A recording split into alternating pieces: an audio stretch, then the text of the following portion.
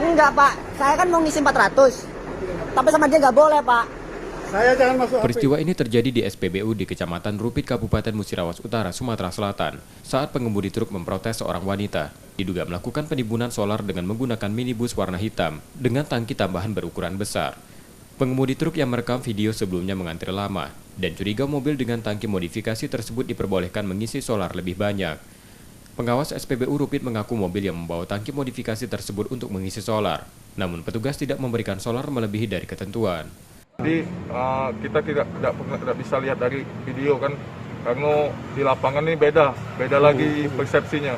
Jadi langkah-langkah yang diambil kemarin, mobil modif itu sudah kita serahkan atau di Mapores Muratara sudah diamankan, saksi-saksi diambil keterangan semuanya.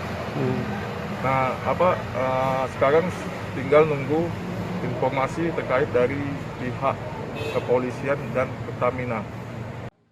Saat ini pemilik mobil tangki modifikasi dimintai keterangan polisi.